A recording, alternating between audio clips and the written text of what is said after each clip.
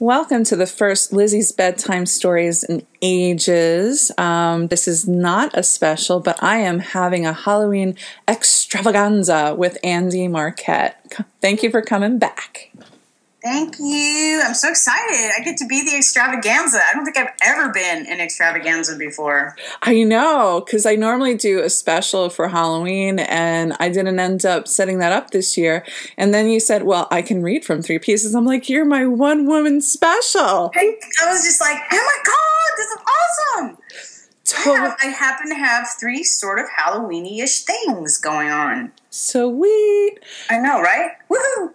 So, Russian roulette, whatever order you like, you can set them up, and I want people to know that you are imbibing something special today. Shall I tell people? Yeah. At the last GCLS in New Orleans, there was a silent auction. There's always a silent auction, but at this particular silent auction, there was a product that I really, really wanted. Yeah, I think Waddy Boss may have donated it. It was a bottle of scotch from Japan. And I happen to be a scotch fanatic. Well, not fanatic, but fan, if you will. And so I was like, oh my God, I must have that. And Waddy actually had some of it. She had, God bless Waddy, she had a flask. I love her so much. And she, for those of you who don't know, Waddy Boss is like the most awesome GCLS goer ever. I think she's based in Hong Kong now. So when she comes back, she does like all the pictures and she volunteers. She actually won the service award, didn't she, at GCLS? Mm-hmm. Because she's just amazing and so talented. So she pulls this flask out and she had little plastic shot glasses with her. I'm like, what are you, a Girl Scout? I'm a liquor Girl Scout. And she pours me a little bit and I tasted it and I was like, holy crap, this is so good. And she told me that the Japanese have really started getting into making scotch. And a lot of them are going to Scotland to learn the craft. So it's not like, you think, ew, Japanese scotch, it must be sucky. No, this stuff is super delish. And I have a deal with Adrian Blagg, who was also bidding on this particular bottle of scotch. And I won the scotch, but she asked for the bottle. So I will be sending her the bottle once it's empty. That's my story about the scotch that I'm currently drinking.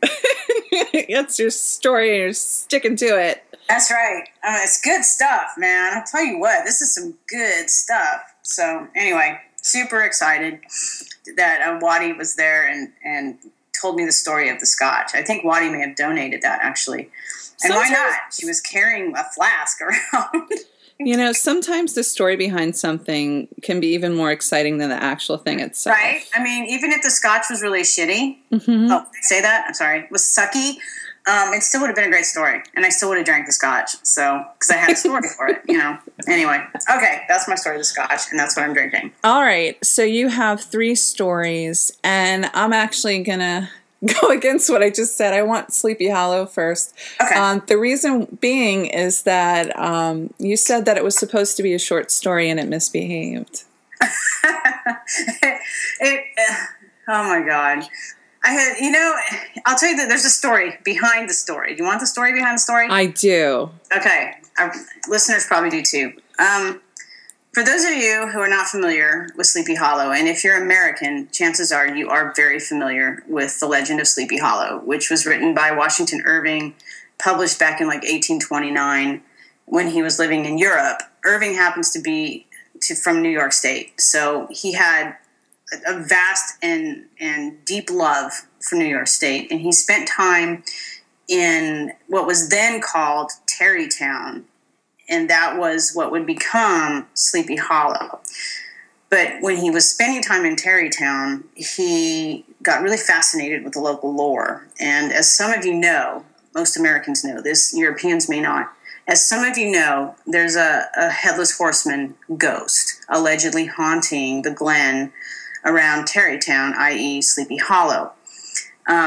Historically, as Tarrytown, grew and became a larger village, it sort of became North Tarrytown and then switched its name in 1996 to Sleepy Hollow in honor of Irving and to really play into this idea of the legend of Sleepy Hollow, which is the story of a man named Ichabod Crane who goes to Sleepy Hollow as a teacher from Connecticut, and he's like this gangly kind of like dorky guy, and he falls for a local named Katrina Van Tassel. And in Irving's story, Katrina Van Tassel comes from the Van Tassel family, which was a prominent merchant family. There's a lot of Dutch people who settled New York.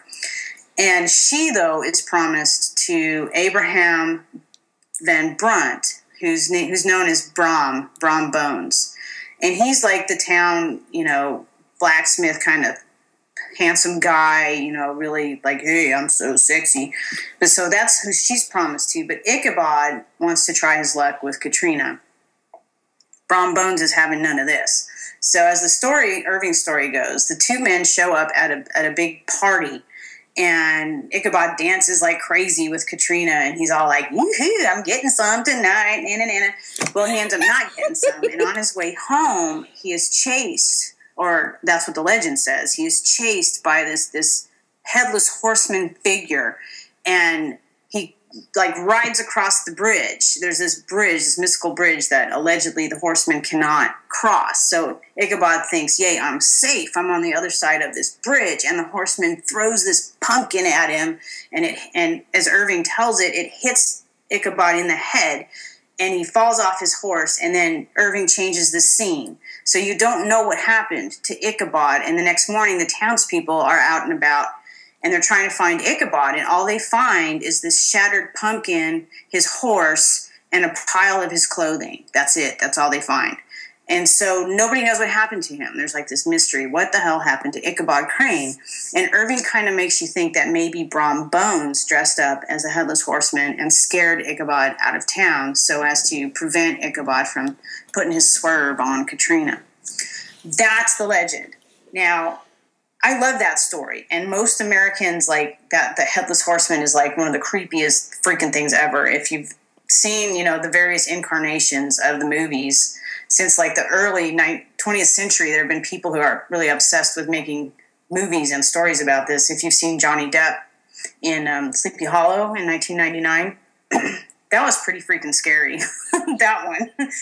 But then there's also the TV show, Sleepy Hollow, where Ichabod's a time jumper. So people have taken their own interpretations of Sleepy Hollow. And so back in March, I was thinking, I really would like to write a Halloween story for the ILVA Halloween Anthology. I know, I'll do something on Sleepy Hollow. So I was like, woohoo! And I started writing. And writing. And writing some more. And in about 2 weeks, it was way longer than the word limit that Ilva wanted. So I was like, all right, fine, I'll let this play out. Obviously, this thing wants me to write it. So I just kept on going, and it ended up being a novel. So anyway, The Secret of Sleepy Hollow was released last week, I believe, and it is currently available in all stores. Woo! And through ILVA Publishing. So, I can't tell you what the secret is, you guys, because then you would know, and then it would be no fun to do this reading, right? So, I'm not reading anything that will reveal the secret, because that's the whole point of the story. It's a secret. You gotta read it to find out what the secret is, to find out what really happened, or what could have happened to Ichabod Crane that night over 200 years ago. I'm ready. My marshmallows are toasting. So I'm going to read from The Legend or The Secret of Sleepy Hollow. And by the way, if you've not read Washington Irving's version, The Legend of Sleepy Hollow, you can read it for free on Gutenberg. It's in the public domain. It's available. Okay? Mm-hmm. Are we ready? Yes. All right, here we go. Dark as the inside of a cave. Somewhere she heard a beating heart. Was it hers? She strained, listening. Not her heart. Something else. Getting closer. A pounding on hard soil. The darkness decreased, and her surroundings took shape into a forest whose trees seemed to move closer together, as if preventing her from slipping between them. She felt the pounding now, through the soles of her feet on the packed soil beneath. She couldn't run. She couldn't hide. She was frozen, heartbeat matching the approaching hoofbeats. At that speed, she'd be run down. She tried to scream, tried to say something, anything, but her voice was frozen too. A massive black horse emerged from the darkness as if it had pushed through a heavy curtain, its flanks heaving with its exertions, bit clinking in its teeth. Its rider drew it up short, and they paced in front of her, the horse's eyes seemingly flashing in the gloom, the rider's tack creaking and jingling. The rider had no head. Abby's bones ached from trying to run. The rider eased the horse forward toward her, and she couldn't even collapse. The horse snorted, and its huge head came so close that its breath blew her hair back from her face, and she smelled something dank, like mildew on ancient rock. The rider wheeled the horse around and drew a sword, which he pointed first at Abby, and then he held it high like a salute, and the horse reared onto its back legs, the rider and his sword a vertical line to the ground. And then the horse turned and galloped back the way it had come, hoofbeats thrumming through Abby's shoes, until they faded and she was falling. Abby lurched awake, bathed in sweat and breathing like she'd been running. She lay still in bed for a few minutes. It might have been a bad idea to go to the Glen and get all freaked out. She glanced at the bedside clock radio, just past 1. Too late to text anyone. Weird what the brain could manufacture. She got out of bed and went to the window. Her room overlooked Main Street. To her left was the heart of downtown, a couple of blocks away. The streetlights cast pools of light onto the street and sidewalk, but nothing besides fallen leaves moved in the street or across the lawns of the nearby houses, historic cottages nestled between a few multi-story New England salt block-style homes. She opened the window and listened for a bit, ignoring the cold. The rustle of dead leaves in the breeze, scraping against cement as they blew across sidewalks. A dog in the distance. No pounding hoofbeats. No headless rider careening down the street on a huge black horse. She closed the window, relieved, and got back into bed. Her tablet sat on the nightstand next to the clock, and she turned it on. Halfway through the comedy she'd selected to stream, she was sufficiently relaxed to go back to sleep, and her last thoughts were of Katie's smile. I'm going to stop right there, but I'll go on in a minute. I forgot to set this up. I suck. Okay. The secret of Sleepy Hollow takes place in contemporary times. Abby Crane is a descendant of the Crane family, and she is a doctoral student in history. She goes to Sleepy Hollow to do some research on the community. She's fascinated, and also she's hoping to find out what happened to her ancestor, Ichabod. When she gets there a few days before Halloween, Sleepy Hollow has this massive Halloween festival. And she wants to go because it's like, Sleepy Hollow, and they do crazy stuff. So she meets another young woman who's also a graduate student at a different college and who's from Sleepy Hollow, from that area. So, of course, there's like an attraction, if you will. And that's Katie. So those are the two names referenced. So Abby is in town doing research, and clearly it's gotten to her a little bit. Don't you guys think? Mm-hmm. Okay, so it's like I can hear like the dead leaves scraping on the floor and right. Okay, so Abby's been spending her days at the local historical society. So let's see what happens after the night of that dream. Does anybody ever report seeing Katrina Van Tassel's ghost? Abby asked Lou the next morning over coffee in the Historical Society break room. She'd had eggs and fruit at the bed and breakfast already, but she could always do with more coffee and donuts. Yes, actually, Lou said. Sometimes there's mention of a woman dressed in what reports call an old-fashioned dress in the Glen. Other reports have her at the pub, which used to be the Van Tassel family home. Really? What did she look like? Oh, Lou said, there's a portrait of her in the pub above the bar. Did you see it? No. Abby would clearly have to work on her powers of observation. Well, Lou said, it's based on a painting we have in the vault. Come on, I'll show you. Deciding it was better to focus on Katrina than to let her nightmares distract her, Abby left her coffee on the break room table and followed Lou downstairs. We keep it protected, Lou said, as she unlocked one of the flat metal drawers that looked like it might have been used to store maps. This is a climate-controlled environment. She slid the drawer open, and beneath what looked like plexiglass was an oil painting in an ornate wooden frame of a woman from the torso up. She wore a white dress cut in such a way to show off a bit of her shoulders and neck. She looked straight out at the viewer, an enigmatic little smile playing at the corners of her mouth. Her reddish blonde hair had been swept up, and her eyes, hazel, Abby decided, seemed to spark with mischief.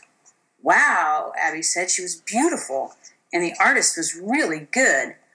Lou laughed. Is it any wonder Ichabod may have been interested? She shut the drawer and locked it, and Abby followed her back upstairs. "So do you think that was true?" Abby asked. Lou chose another donut from the box. "That Ichabod and Brom Bones vied for Katrina's attentions?" she asked before taking a bite. "Yeah, that."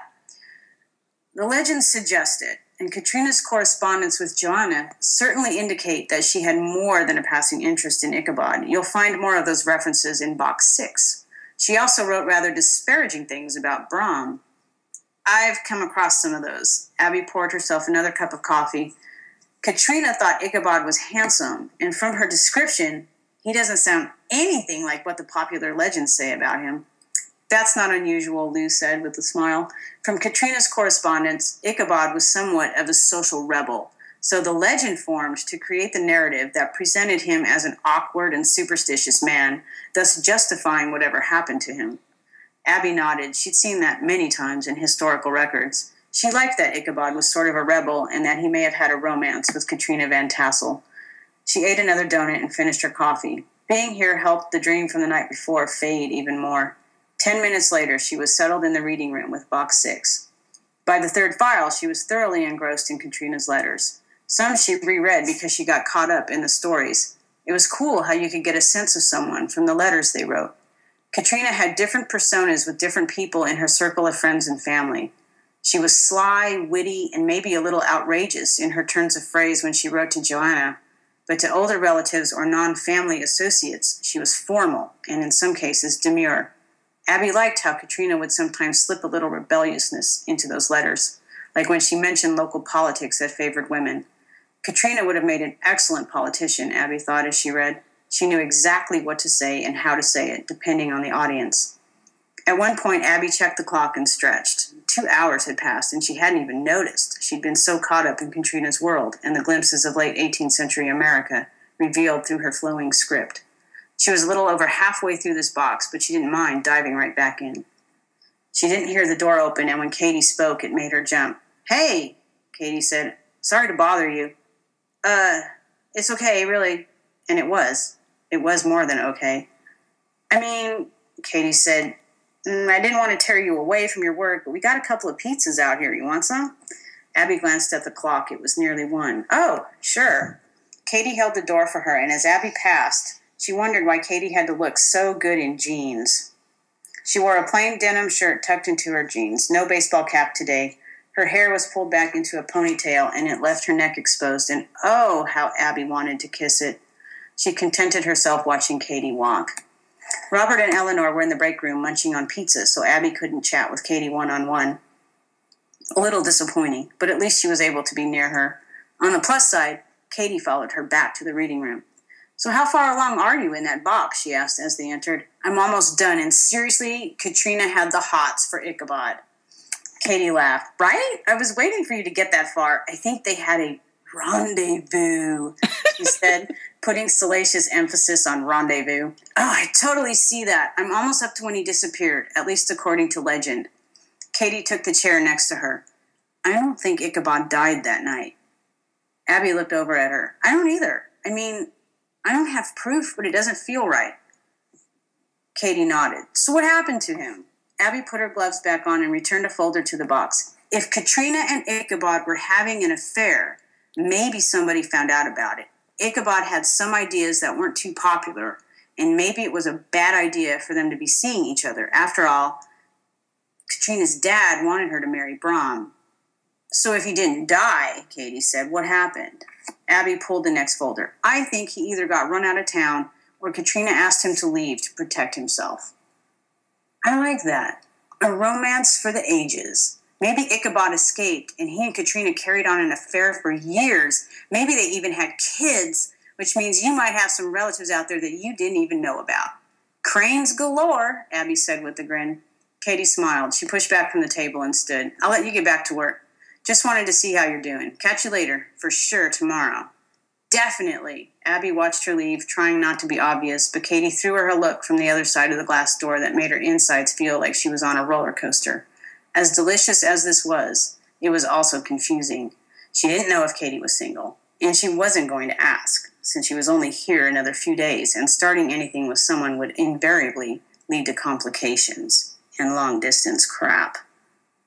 Dun, dun, dun! Duh. The plot thickens. Ooh. Nookie over, what's it called? Donuts. Woo, donuts! Woo, Nelly. All right, folks. That's the secret of Sleepy Hollow. I didn't tell you the secret. You don't know. But it's available everywhere, and it's published by Ilva Publishing. Dun, dun, dun. Plug. And it's so romantic, that notion of like going into old letters and learning about somebody's life. I love it.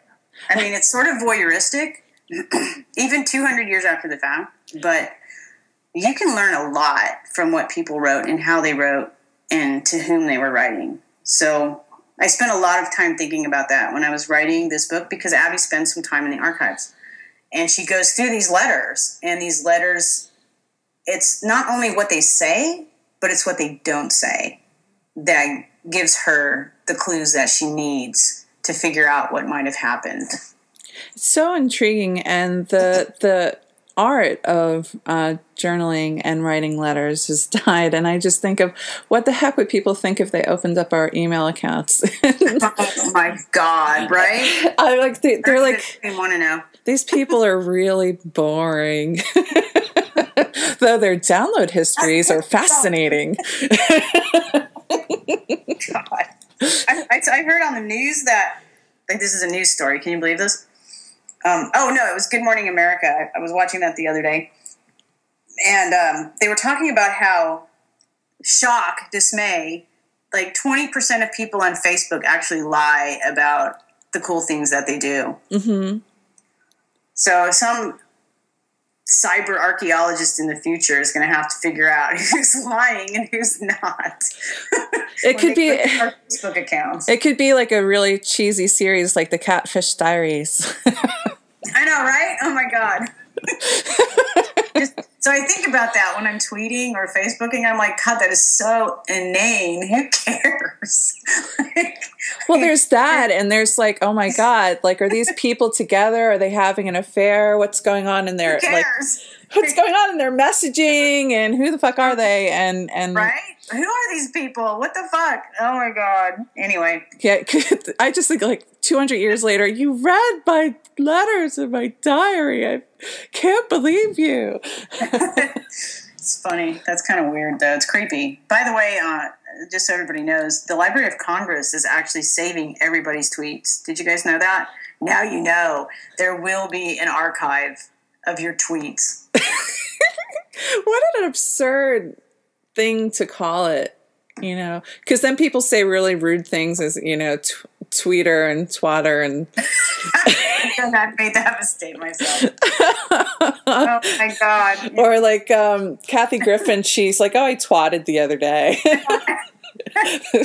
Well, you're a woman. I can see how that would happen. Okay. You have another reading in Wicked Things. Okay. Wicked Things, folks, is Halloween short stories published by Ilva in 2014. This is my short story called Spirit Quest LLC. And I'll set this up for you. Spirit Quest, it's one word, is a ghost hunting outfit. And this is my crew of ghost hunters who are going to a allegedly haunted house in Denver.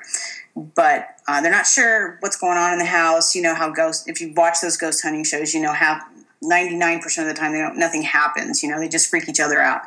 But sometimes things might happen or could happen. But anyway, this is the opening scene of Spirit Quest, so you can find out who the characters are. Are you ready? I'm ready. She's a little weird, Mike said. Mandy looked up from the counter and the video camera she was futzing with. Oh, and you're not. Allie grinned at him from her pile of extension cords. There is that. Mike shrugged and took his cigarettes out of the left breast pocket of his shirt. He had a thing for retro cowboy shirts with faux pearl snaps. Today's was black with silver piping. He had recently changed the color of his mohawk from green to purple. It made him look like some kind of tropical bird, and with his rangy frame, the effect was even stronger. There's weird, and then there's cool weird. I'm in the latter category, he said. I mean, we don't even really know where she's from. He stood and dug a Zippo lighter out of his front jeans pocket. Think about it. This woman just showed up, what, a month ago? Look, people come and go all the time in this line of work, Allie said. We've taken other volunteers on outings, and some weren't local. Well, yeah, but we usually have a bit more info on them. She agreed to the waiver. We have all the info we need. And she knows a lot about the paranormal, Mandy said. I mean, a lot. And she's up on local history. Maybe she's a rival ghost hunter and she's been sent here to spy on us. Mike flicked the lid of his Zippo toward Mandy and made a loud, clicking snap. Or she's with the government and we're on some kind of watch list. For researching the paranormal? Mandy scoffed. Look what they did in the X-Files, he waved a hand dramatically. The government is always up to shit, right, Allie? Oh, come on, don't drag me into this. Come on, he prodded. You have to admit, Skye is kind of mysterious, and she's strange. She's got government spook written all over her. So the government has nothing better to do than spy on some poor-ass ghost hunting operation like this? Allie gave him a skeptical look. You never know what they're doing, Allie. They spy on everybody. Maybe some crazy anti-government people are using ghost hunting as a front. Allie laughed. Dude, you need to stay off those conspiracy sites. I know it's hard to believe, but not everything you read on the web is true. This from someone who tries to record paranormal activity, he shot back, but he was laughing too. Allie snorted. Why would the government send such an obvious lesbian to spy on ghost hunters? Hello, Mike indicated himself with a flourish and then gestured at each of them. Because we are the gayest ghost hunters in town, maybe in the nation. Screw Spirit Quest. We should change our name to Spirit Queer. That makes us sound like a gay cheerleading squad, Mandy said, laughing. There ain't nothing wrong with that. He spun on his heel and with an exaggerated sachet circumvented the several boxes he'd been digging through in his search for battery packs and left via the back door, giving them both a little huff as he did. I think she's nice, Mandy hollered after him. And cute, she added under her breath, though Allie heard the comment. Allie raised her eyebrows. You think everybody's cute. And? Mandy set the camera aside. What's wrong with that? Nothing, but if you're planning on putting your swerve on her, don't do it while we're on the job. What, like tracking ghosts in dark buildings in the dead of night is supposed to make a girl feel all romantic? Mandy reached for her can of Coke, and the sleeve of her baggy sweatshirt caught on one of the video cameras. Well, yeah. I'm sorry. She carefully disengaged it before she picked up the can. 2 words, Allie said, Jessica Stillwell. The flush on Mandy's neck accentuated the olive tones of her skin, even under the fluorescent lights. Whatever, she muttered. That was an accident. Oh, yeah, when people trip on a staircase, they always end up with their lips on someone else. Fine, that one time. Make it the only time. Off the job. I don't care what you do. Allie finished wrapping the heavy orange extension cord around its plastic holder and set it next to the 3 cameras Mandy had already finished checking. She placed on one of the myriad shelves behind the counter, all with neatly handwritten labels signaling what the shelves were for. She's not weird. Allie looked over at Mandy, who had just finished another camera. She's just intense, Mandy said, and tuned in. She handed the camera to Allie. You're saying she sees dead people? Allie said teasingly. I don't know, but she does seem more tuned into that, don't you think?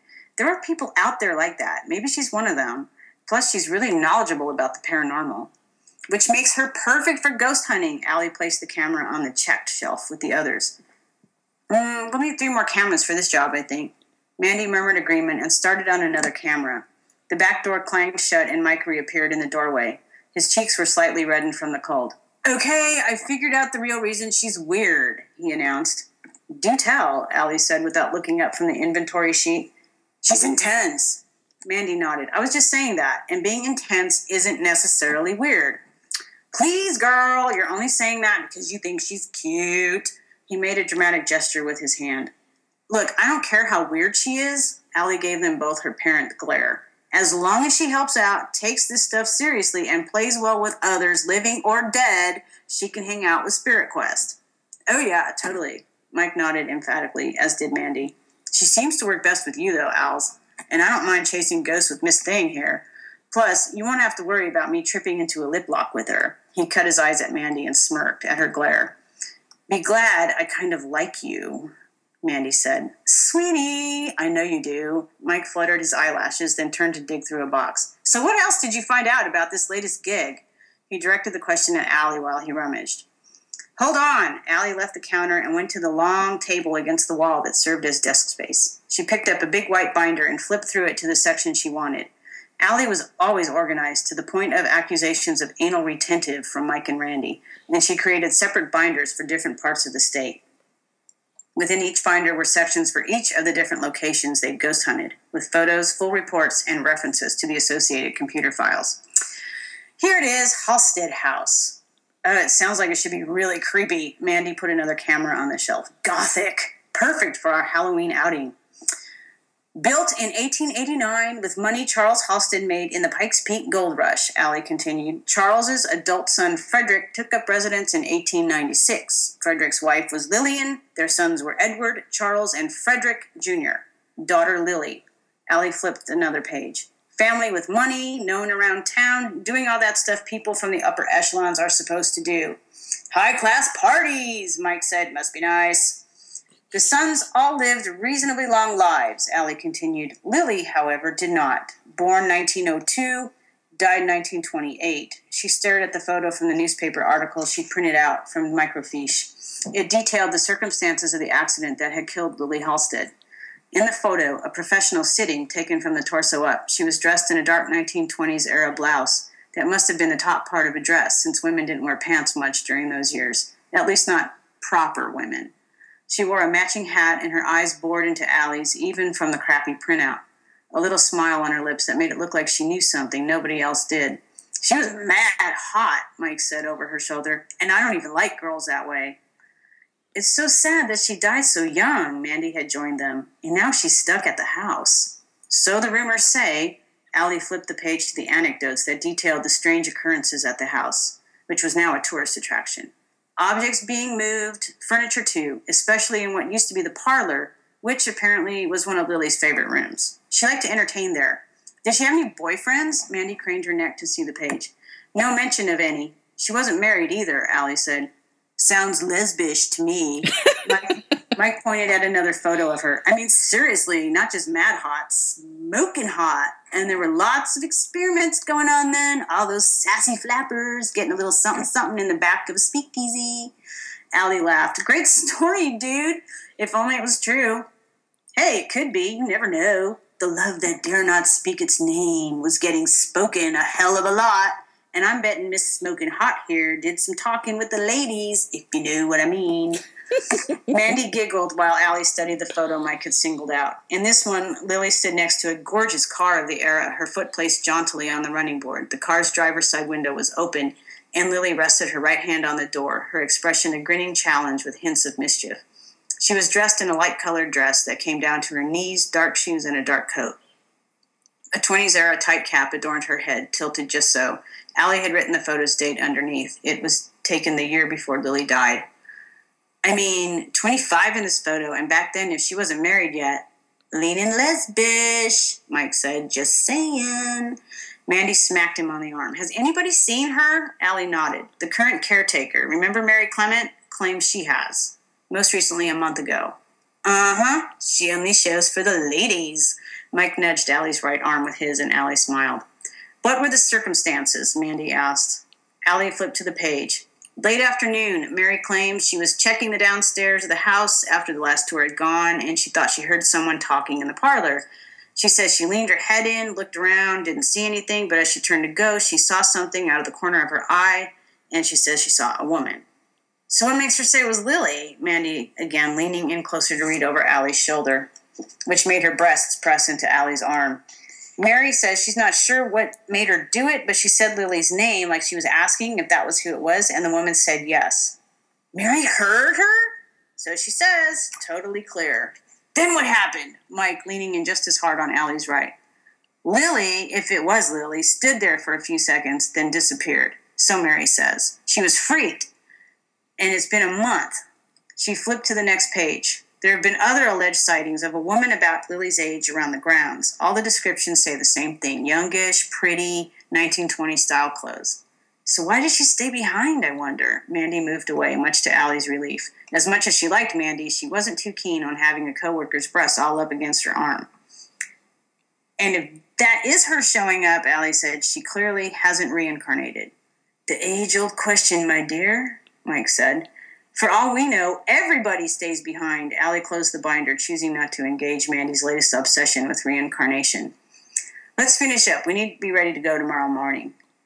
Mike sighed heavily and dramatically, but went back to his boxes while Mandy returned to the counter. Allie set the binder back on the desk, thinking about Mandy's question.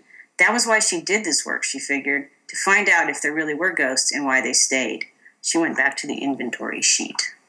Dun, dun, dun! Oh my God, are there ghosts? Will he find a ghost? I don't know. You'll have to read it. There's booby touching in there. I'm a fucking infant. Oh my God, she's rubbing her boobie up against her best ass. I'm like, I had a really good time writing that story, because I love those ghost hunting shows. They're so ridiculous, so cheesy, but oh my God, how much fun to go hang out in creepy buildings, right? With friends. And you're just like, running around with these weird gadgets. Like, did you hear that? Did you hear that? Are you guys outside? No, we're on the second floor. Oh my God, something moved. Just what a blast. I had a really good time writing that story. That was one of my favorite stories to write, actually. And where can our snappy ladies pick up this said story? Wicked Things is the name of the anthology, and there's a whole bunch of other great stories in there, you guys. It's not just mine. This is an anthology, so please have fun with it. It's available everywhere, and Self Publishing is it's a publisher. They do a Halloween anthology like every year. That was last year's. You should do your own audiobooks. Oh my God. Right? Totally, man. Like you totally have yourself down. It's really scary. Oh God. That queen was fierce. I love queens. They are so Mike, much fun. I love Mike. He's such a great character. And then when they actually are at the house doing their ghost hunting, they have like this volunteer, this kind of that he thinks is really weird, but Mandy just thinks is really intense. Well, the volunteer plays a really critical role in the story, but I'm not going to tell you what it is. Yeah, you wicked wench. How can you leave me this way? How dare you leave me? I know, right? All right, so tease our bitches with your third and final part of the extravaganza. Okay. This is my short story titled Red. R-E-D, Red. It's from the Bold Strokes Books anthology, Myth and Magic, Queer Fairy Tales. And this was published also in 2014. And, technically it's not a Halloween anthology, but I did a story. Mine's kind of a little reboot on Little Red Riding Hood, hence the name Red. But it has certain paranormal aspects to it, if you will. Have you ever seen the series Once Upon a Time? Yes, I have. I had not started watching it before I wrote this. Oh my God, Red is so hot. I have no context. I just was thinking, wow, somebody should really redo Little Red Riding Hood and put lesbians in it. Lesbian shit. I guess that would be me. Okay. Hook us up, women. Okay. All right. Red. Flesh and fur were slow to burn, and Rebecca knew the odor too well. From her vantage point on the steps of the church, she could see the pyre in the town square and hear the pop and hiss of wood and wolf. She descended the steps, 2 at a time, and pushed through the crowd until the stench of death and heat stung her face. "How many?" she asked a boy who stood to her right. She dreaded his answer. "2, miss." She stared hard at the forms in the flames, but the blackened remains told her nothing of their past. She smelled no enchantment in the air, and she knew these were mere wolves, targeted because they might be something else, something much stronger, something tied to earth, blood, and magic. She'd once hunted them too, roamed the forest in her scarlet cape, arrows tipped with silver, seeking to stop the beasts from spreading the bite and ravaging the landscape with fear. She was an excellent shot and had brought several of the beasts in without killing a single true wolf. But, she thought, as greasy black smoke rose from the pyre, she'd let old stories blind her, as they did so many. She realized it when she met Isadora. "They'll be going out again," the boy said. "Another hunting party." Rebecca looked down at him. "Will you go with them?" he asked. He motioned at her cloak, recognizing it and taking her for the huntress she used to be.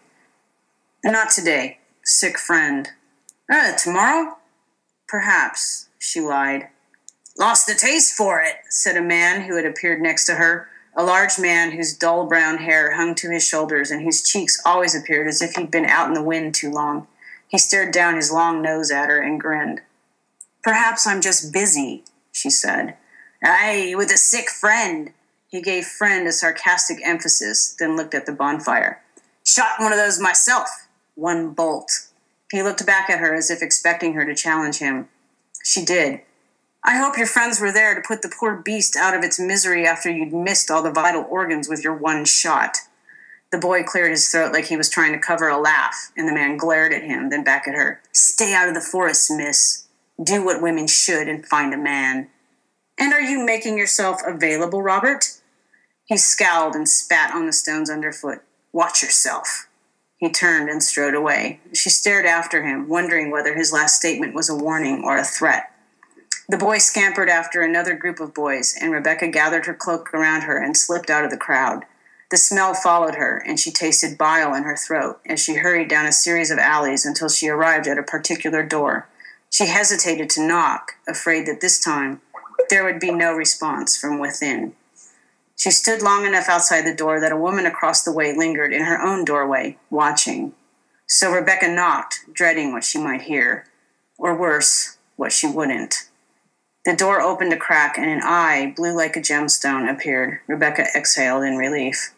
A whispered greeting sounded within, and the door opened enough to let her in. "Isadora," Rebecca said as she pulled the woman to her. She kicked the door shut with her foot. "They're burning 2 more wolves in the square." "Pity," Isadora said as she clung to her. "You can't stay here," Rebecca said. "Shh." Isadora stroked Rebecca's cheek with her fingertips. "I mean it," Rebecca continued. "It's too dangerous." "And it's too dangerous to be in the forests while they hunt," Isadora smiled, but her expression was haunted and pained. "I'm too weak, love. I wouldn't last a night." Rebecca reluctantly released her and glanced around the cramped, darkened room. It smelled of fatigue and weakness, a heavy, cloying odor. Underneath it, she caught an acrid scent of scorched metal, not Isadora's usual. Dark enchantment. A bottle stood on the nearby table. She picked it up and held it near a weak slash of light that snuck in past the shutter. "How much of this have you had?" She jerked her gaze back to Isadora, worry rippling through her chest. Isadora looked away. "Tell me!" "Enough." Rebecca held the bottle up again, over halfway gone. "It's too much." She set it down. "It'll kill you." She tried to keep the fear out of her voice, but from Isadora's expression she had failed. "Does it no longer work at the smaller dosage?" "No." Isadora wrapped her arms around herself, and Rebecca saw, in the dim light, how frail she was, how the elixir had done what the old woman had said, but how it had indeed exacted a price. "You must stop taking it." She returned to Isadora's side and gathered her into her arms. How thin she seemed. "If I do, I'll die anyway, you know that. Then we'll leave. We'll go somewhere safe where you won't have to hide from the moon, or take poisons to ward it off." Isadora laughed, but it lacked humor. "The hunts are not merely confined to this village, or to these forests. Where, dear one, will we go?" "There is a place." Rebecca stopped at Isadora's expression. "No," Isadora said, emphatic. "You'd be safe. We both would. Morgaine would ensure that." "No, there's always a price for magic." "You're paying a price now." Rebecca gripped her arms and stared into her eyes, fierce. "Every moon you have to take larger amounts of that poison." She jerked her head toward the table. "I don't want to lose you to that." Isadora lowered her head. Please, it's the one part of the forest the huntsmen won't go. Isadora sighed in resignation. Of course they won't. Morgana's a witch. Rebecca stroked her face. She's also my grandmother, and she owes me. Isadora stepped again into Rebecca's embrace, and Rebecca knew that she'd won this argument. We can leave before dawn. Can you be ready? Yes. Isadora pressed her lips against Rebecca's, a fleeting, teasing warmth. You'd best go. Not all mind their business. Rebecca kissed her forehead. Keep the door latched. She slipped out and saw that the neighbor woman watched. She taken sick? To touch a fever, Rebecca said. The woman grunted, suspicion underneath the sound. Good evening to you, Rebecca nodded and made her way out of the alley, out of the chill and darkness that collected between the buildings this time of day. Oh, still about, are you? Rebecca bristled at Robert's voice. So why is it you've not been on a hunt in at least a year? He asked, catching up to her. Busy. There's rumors about you. There always are. Rebecca sped up and left him behind. And about your sick friend. She slowed. Best hope they're not true, he said, a gloat in his voice. She clenched her teeth and passed the square where the flames had collapsed into embers around two blackened skeletons. Rebecca averted her eyes and quickened her pace. Dun, dun, dun! Poor bitches. Read it and find out what happens. Maybe they go to Grandma's house. La, la, la, la. I love witches. So, Extravaganza, I think I dug the first one the best. I think it's because emotionally I got more connected, the reading of letters and the experimenting with history. Well, it's obviously when Washington Irving wrote The Legend of Sleepy Hollow, it was a contemporary story then for him, and he was writing it 30 years after. He dated it in like 1799, but he was writing it in like 1820s and then published it in 1829. It was actually part of a short story collection that was published. And so when I did it, I wanted to look at it as, historians looking at what happened 200 years ago. I thought, okay, that could be fun. So it's a mystery. Let's find out what happened to Ichabod Crane through the correspondence left behind by people who were there at the time. And we can get really meta about this because obviously Irving's piece is a work of fiction, and so is mine. It's a work of fiction, but yet there's history involved because I did have to do some research to make sure that I was getting some of the details right. But anyway, so pretend it's like not history, okay? Or like it's not fiction that, she's in the archive and she's doing this research and she's digging through correspondence and letters. And through what people were saying in their correspondence, Abby's able to piece together a possible answer for what happened to Ichabod. And with Katie's help, and then, of course, they visit the haunted glen. You kind of have to. It's Sleepy Hollow, right? Mm-hmm. And strange things happen in the glen the times that they're there. I'm not going to tell you what they are, though. No spoilers from you. No spoilers. But strange things happen, and Abby, she's having these dreams, and those will also play a role in how she and Katie figure out what really might have happened to Ichabod. And I'm not going to tell you the secret because it's a secret. Nanny boo boo. It's like the tagline on the book says, within legends, there are always secrets. Dun, dun, dun. And that's what intrigued me about The Legend of Sleepy Hollow was, Irving left it open, and you're supposed to kind of think that, Brom Bones did it. He was just a jerk, and he wanted to run Ichabod out of town.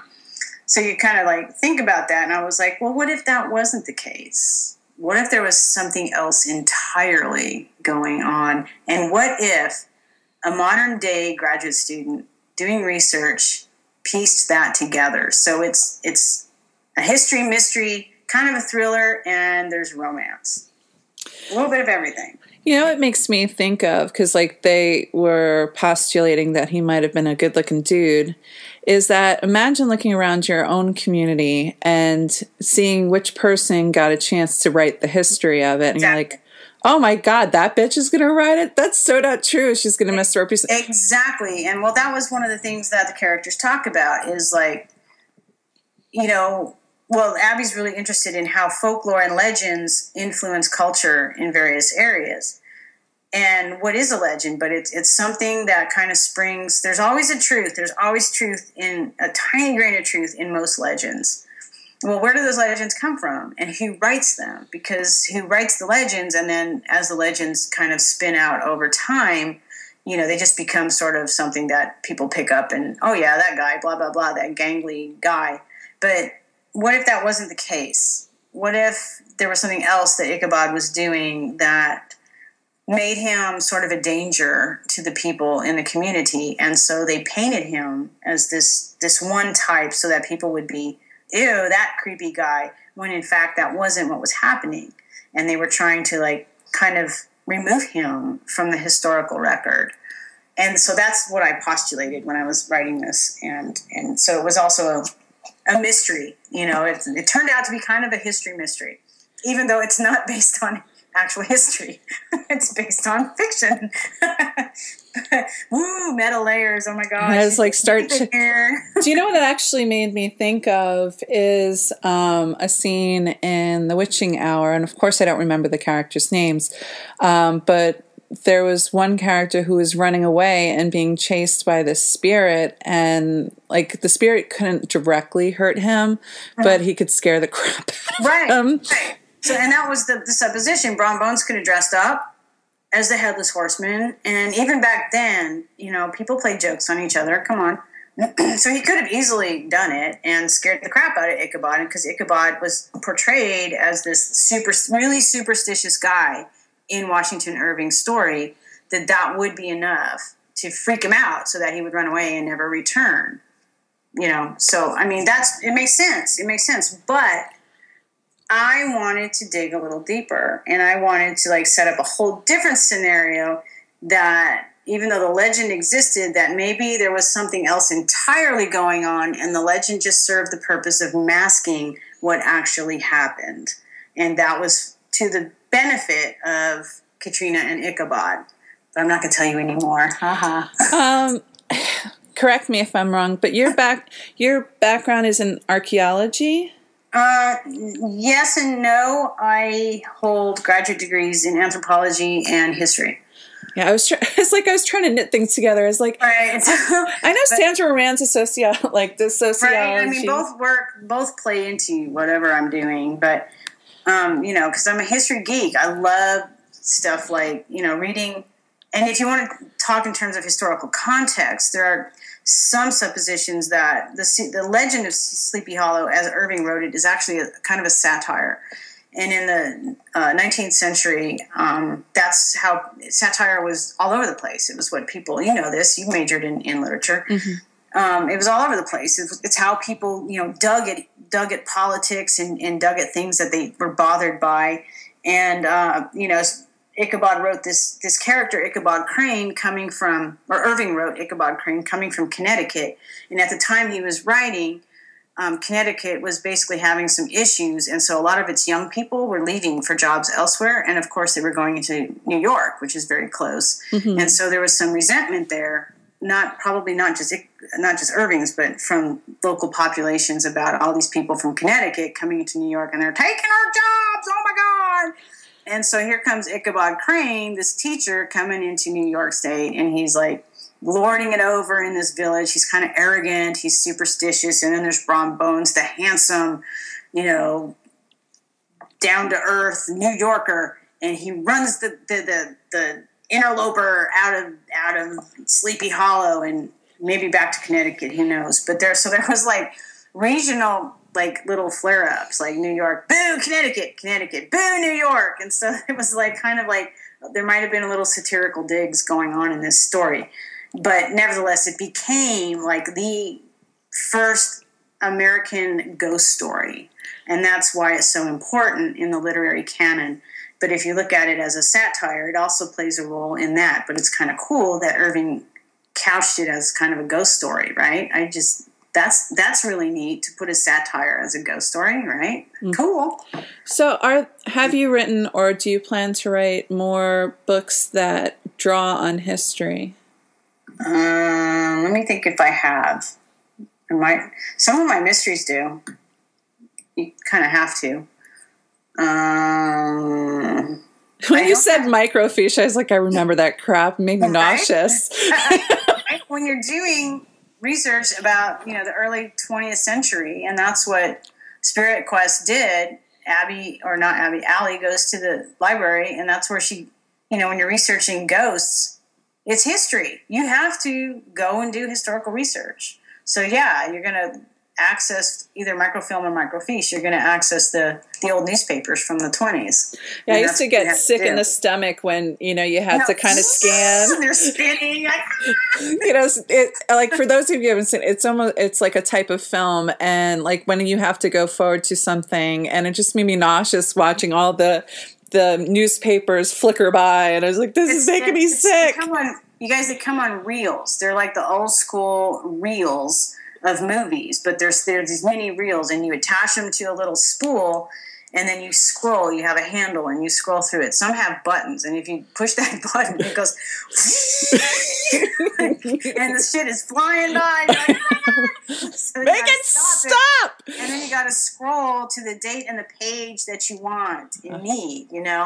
But what was cool about it was that it was entire newspapers. So you got the ads and the classifieds, and those are just as interesting, I think, as the story that you were looking for.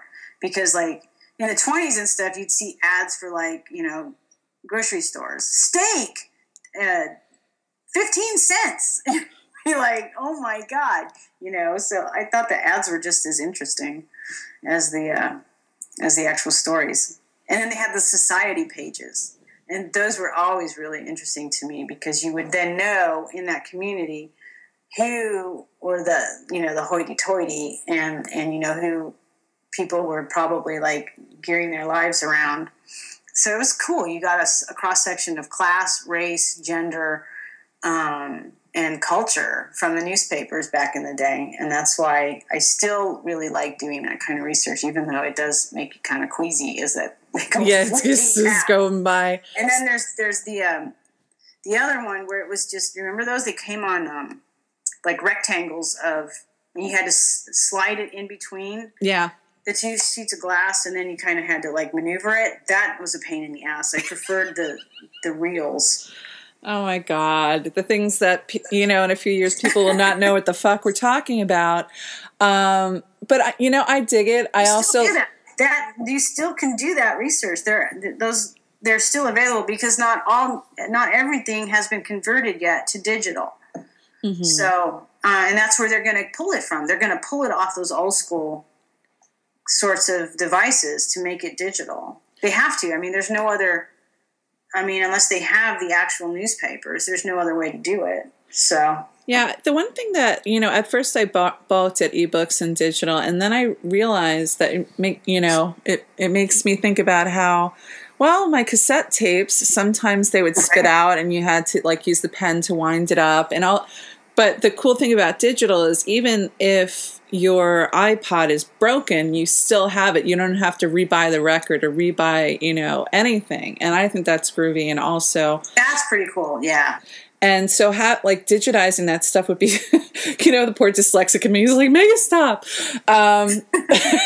It's just like I couldn't do it. And the other thing that I thought was interesting in story number 2 was, the speculation about the ghost. I thought that was fun. Is she a gay? She definitely was a spinster. Is she a lesbish? Lesbicha. Sounds lesbish to me. I know. So Queenie. Queenies just saying. Just saying. Nanner. I, as always, love having you on the show and loved the Andi Marquette Halloween Extravaganza. I'm stoked that I was the Extravaganza this year. Thanks, Liz. I really appreciate that. Awesome.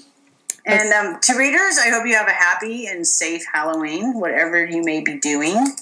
Yeah, I'm actually going to release this on Mischief Night. Oh, nice. Nice. And for those of you, myself included, who celebrate or commemorate Dia de los Muertos, that's for you too. Yay. Woo. So have fun out there. Be safe. Be careful. Mm-hmm. Yay. All right. So that you can read more stories. Spooky stories. Right, exactly. We want to keep you around, folks, so you can partake in more extravaganzas. Mm-hmm.